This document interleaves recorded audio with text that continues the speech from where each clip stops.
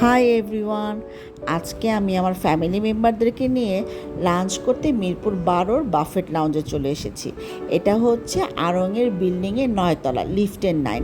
এখানের ডেকোরেশনটা খুব সুন্দর, চতুর্দিকে খুব লাইট ছিল, একদম বিয়ে বাড়ির মতন ঝলমল করছিল এবং বাইরে ভেতরের সেট আপটাও অনেকটা বিয়ে বাড়ির মতন। এই ঝাড়বাতিটা দেখো, ইন্টারেস্টিং না?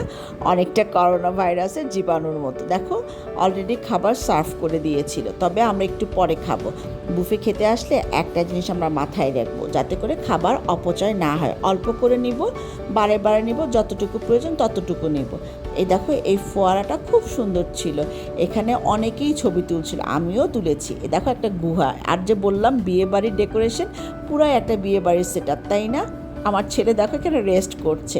তারপরে আমরা চলে এসেছিলাম 360 ডিগ্রি অ্যাঙ্গেলে ভিডিও করতে। আমার কাছে এটা খুব মজা লাগছিল, খুবই ইন্টারেস্টিং। আমার চেহারা দেখেই নিশ্চয়ই বুঝতে পারছো।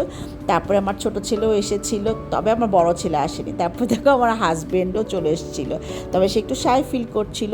এই ফুচকাটা আমার খুব ভালো লেগেছে, এটা একটু অন্য টাইপের আইটেম ছিল, এই জন্যই দেখাচ্ছি। তারপরে ছিল ফিশ কাবাব এবং চিকেন কাবাব, এটাও আমার কাছে খুব ভালো লেগেছে। তারপরে আমরা যে যার মতো খাবার নিচ্ছিলাম। অন্যান্য বুফেতে যে ধরনের আইটেম থাকে সেগুলোই ছিল, তবে ভিন্ন একটু ছিল ডোসা। এই ডোসাটা নারকেলের চাটনি দিয়ে খেতে খুব ভালো লাগছিল। এদের বিফ সম্পর্কে আমি আগে থেকেই জানতাম যে খুব মজা, তবে আমি টেস্ট করেও দেখলাম খুবই ভালো ছিল।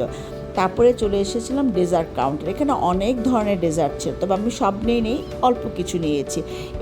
এদের যে গুড়ের পায়েসটা মনে হচ্ছিল যে ঘরের তৈরি করা। তারপরে কফি দিয়ে আমার লাঞ্চটা শেষ করলাম। তারপরে চলে এসেছিলাম লিকুইড নাইট্রোজেনযুক্ত চিপস টেস্ট করতে। এটা খুবই ইন্টারেস্টিং ছিল, এত ঠান্ডা ছিল যে আমার মুখ একদম জমাট বেঁধে যাচ্ছিল, আমি খুলতেই পারছিলাম না, দাঁত শিরশির করছে। তারপরে দেখো, লাঞ্চ শেষ করে আমরা চলে আসছি। আল্লাহ হাফেজ।